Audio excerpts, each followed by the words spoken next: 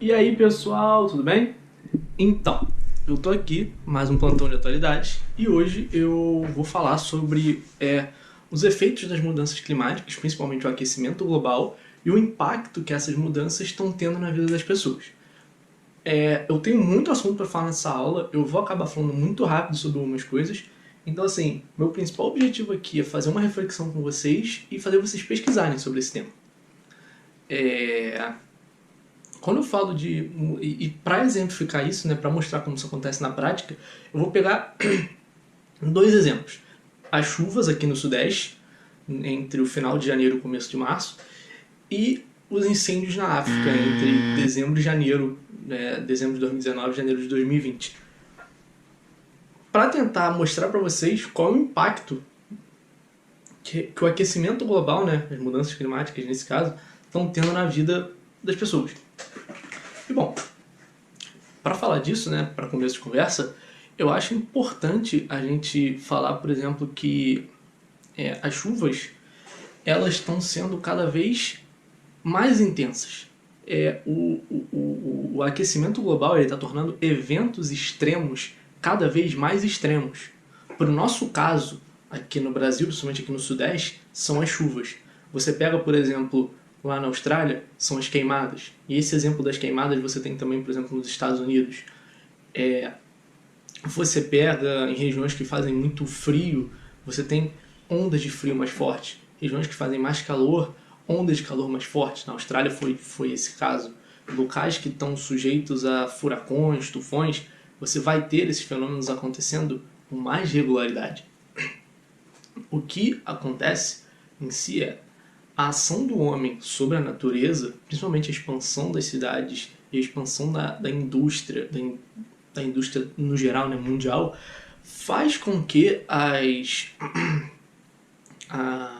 as mudanças no clima também ocorram mais rápidas. Para pegar um exemplo, aqui no Sudeste a gente teve chuvas em Minas Gerais que destruíram cidades, inclusive a própria capital. Depois a gente teve chuvas em fevereiro a gente teve chuvas em São Paulo, no Espírito Santo.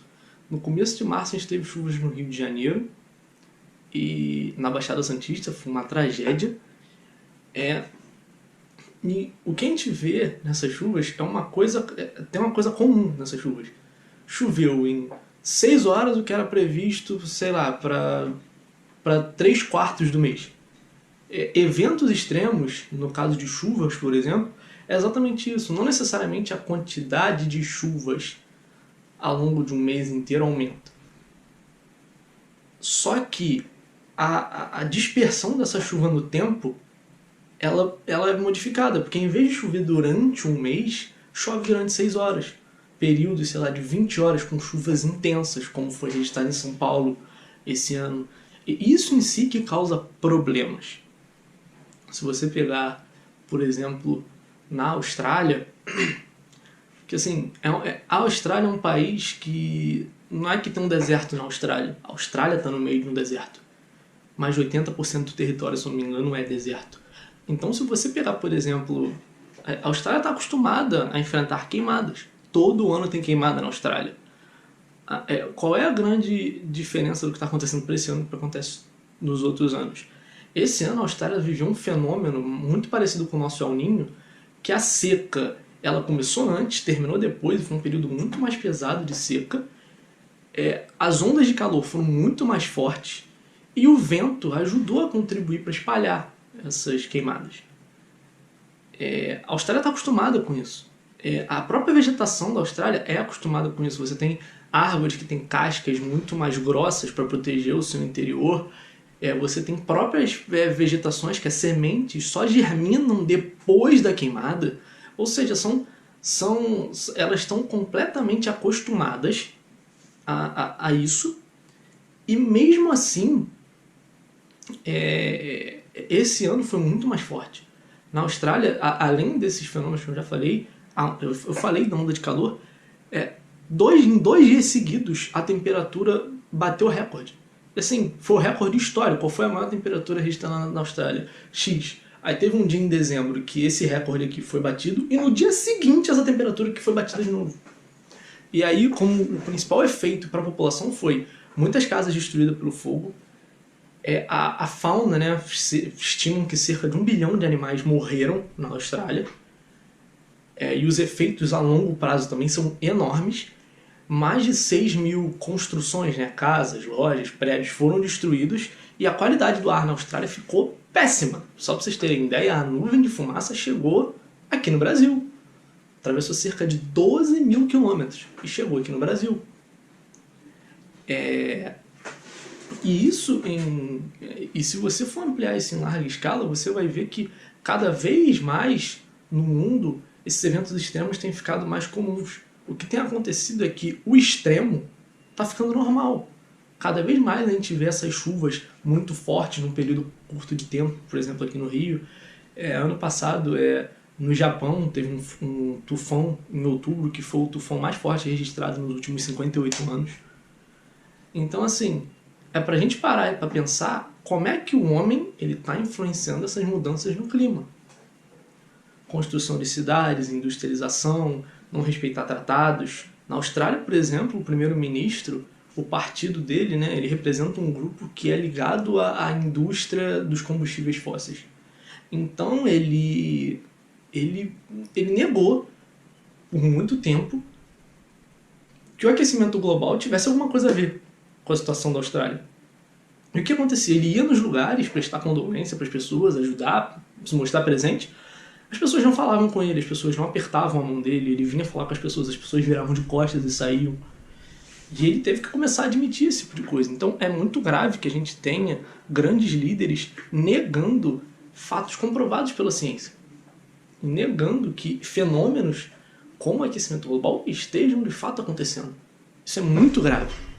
E aí eu falei que eu queria falar um pouco sobre como isso acontece, né? Eu não sou professor de geografia, etc., nem professor de biologia, então tentar explicar isso para mim é um pouco nebuloso.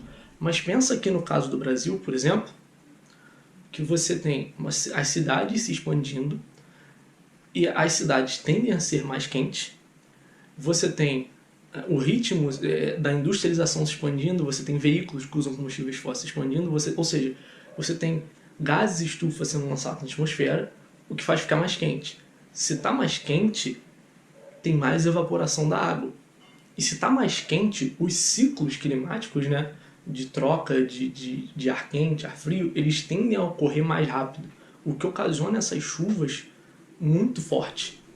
Isso tentando explicar no básico de forma bastante leiga para vocês. Mas propriamente, a ação do homem, por exemplo, em criar cidades em cima, criar avenidas em cima de rios, por exemplo, em Belo Horizonte, lá em janeiro, tem uma imagem que eu acho muito marcante, que parece que eles pegaram uma avenida, assim, uma avenida de 4 pistas, parece que eles pegaram uma pá e passaram assim na avenida, porque a avenida está toda aberta, assim. E você vê... E por que isso acontece? Porque aquela avenida foi feita em cima de um rio. E a água que desce pelos bueiros vai para esses rios. Chega um momento que não tem mais para onde essa água sair, então a pressão da água estourou as ruas. População que vive na beira de rio, cara, o rio ele vai encher, a culpa do rio encher não é do próprio rio. E aí, quando você pensa em desastres naturais e tragédias relacionadas a desastres ambientais e eventos extremos, você está pensando também na população em vulnerabilidade social.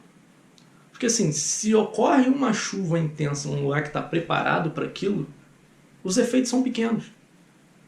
Se a chuva ocorre num lugar que está preparado para usar a água da chuva a seu favor, por exemplo, captar a água da chuva para fazer diversas coisas, os efeitos do temporal são pequenos, mas se chove numa população que mora na beira de rio, grupo de risco, os efeitos dessa chuva vão ser enormes, porque essa população ela vai ter gente que vai morrer, vai ter gente que vai perder a casa, sabe? Quando não morre, perde tudo que tem, perde tudo que lutou para construir, sabe? E o que a gente tem visto é um debate grande, porque assim, se a gente vivesse num mundo ideal, onde hoje a gente parasse de emitir todos os gases de efeito estufa, demoraria quase um século para o clima global voltar para o ideal. Então, e assim, os países não querem parar de emitir gases de efeito estufa. Então, o que a gente tem que fazer? A gente não, mesmo que a gente parasse, a gente ia deixar a nossa população morrendo pelos próximos 100 anos? Não ia. a gente precisa se adaptar a essas mudanças. As cidades, conforme elas foram crescendo, elas não previram mudanças no clima. E o que acontece em si é que essas cidades não estão preparadas para lidar com as mudanças no clima. Você vê, aqui no Rio a gente constrói piscinões para drenar a água da chuva. E, cara, o piscinão que foi construído, sei lá, 2 anos atrás, ele já está obsoleto. Porque você tem que ter uma noção mais de futuro nessa projeção. E nessas regiões de vulnerabilidade social, você não pode virar para as pessoas como o prefeito do Rio falou que as pessoas moram lá na beira do rio. Ninguém quer morar na beira do rio. Todo mundo sabe que aquilo ali é uma região de possível que vai encher, que quando chove traz problemas. Ninguém quer morar em costa, onde tem risco de desabamento. A questão é que as políticas públicas elas têm que ser voltadas para conscientizar essa população. Tá, você mora aqui, você não tem opção de sair daqui, então vamos conscientizar essa pessoa sobre quando ela pode estar correndo um risco. Vamos conscientizar essa pessoa sobre como ela pode agir em momentos de chuva, dela observar o coeficiente de risco daquela área, dela poder informar não só para as pessoas, mas para a própria Defesa Civil, para as autoridades políticas, como está acontecendo, sabe? Eu acho que falta isso. E bom, já estou falando aqui há mais de 10 minutos, e eu vou passar por último caso que eu quero falar aqui, apesar de ter sido muito rápido para mim, pelo menos, que é o caso dos refugiados do clima. Tem um país chamado Kiribati, ele é um arquipélago. E no Kiribati, o efeito da elevação do nível dos oceanos fez alguma das ilhas mais desgarradas assim, do centro do arquipélago deixarem de existir. Então a população dessas ilhas ela foi cada vez mais afluindo para a região central do arquipélago. E o Ioane, eu não lembro o sobrenome de Ioane, desculpe Ioane, um cidadão kiribatiano chamado Ioane, ele pegou a família dele e foi para Nova Zelândia. E ele pediu para ser reconhecido como refugiado. Só que a Nova Zelândia mandou ele de volta para o país dele, deportou ele, dizendo que ele não era um refugiado, ele tinha migrado. E aí ele entrou no Conselho Superior da ONU, Conselho de Direito da ONU, esqueci o nome, me desculpem, pedindo para ser reconhecido como um refugiado do clima. Por quê? Como o nível dos oceanos tinha subido, essa população foi para a região central. Quando essa população vai para a região central, você tem criação de periferias, superlotação das cidades, a violência crescente e mais. O nível dos oceanos subiu, então a água dos oceanos ela invade as reservas de água potável desses países. E o que acontece? Ocorre a salinização das águas, eles não têm água para beber, sabe? E ele pediu para ser reconhecido como refugiado do clima e a ONU negou o pedido dele, deu parecer favorável à Nova Zelândia. Mas por quê? Porque no direito internacional, o termo refugiado do clima não existe. No direito internacional, você pode pedir refúgio por razões de raça, religião, nacionalidade, pertencimento a um grupo ou opiniões políticas. São 5 pontos. O clima, as mudanças em relação ao clima são consideradas como migração. Entendem? Então isso acaba... Só que a ONU, mesmo dando parecer favorável à Nova Zelândia, ele começou a debater esses temas. Porque assim, a previsão da ONU é que nos próximos 30 anos, ou seja, até 2050, cerca de 200 milhões de pessoas no mundo tenham que se migrar em razões do clima. E as organizações que cuidam mais do clima, que vigiam o clima, dizem que isso é uma previsão muito, muito, muito conservadora. As maiores organizações prevêem 1 bilhão de pessoas se locomovendo em razões do clima.